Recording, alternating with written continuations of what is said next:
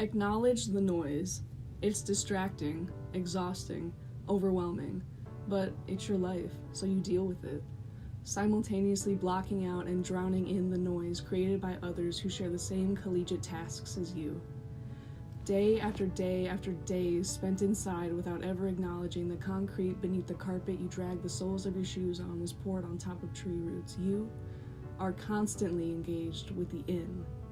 Stepping into your shoes, diving into your studies, pouring in to your resiliently fragile glass-walled brain your 50-gallon emotions left to form a mental ticking time bomb in lieu of a crumbling dam that can be dealt with another day, because if you don't bottle it up now, you won't be able to wade through stacks of study guides tomorrow.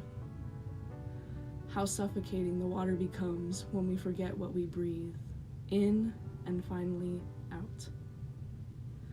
The fresh air, it embraces you every time you step out of the noise, giving you a moment of solace before the next tidal wave. It's therapeutic compared to the canned version. Just how natural laughter is far more contagious than the canned kind. The serenity is contagious. When exposed to urban settings, we experience an increase in rumination, the repetitive, often negative, self-deprecative thinking thing our brain does that helps us spiral into depressive episodes. How can we avoid this when our lives are based in a college town, a breeding ground for gentrification?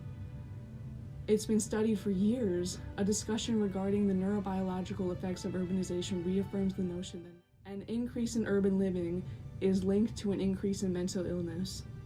Perhaps correlation is not indicative of causation, but in any case, nature can hinder all of that IEV stuff.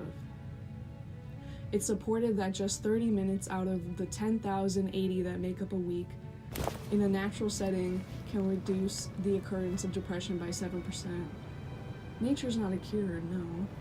Even if you spend all your time studying in between the trees, letting your papers twirl about in the breeze, of course you'll still experience anxieties. But alleviation is better than complete suffocation.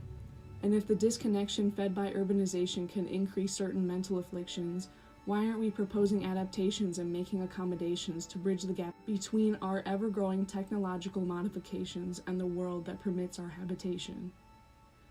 Isn't it important to preserve our cognition for the sake of revision?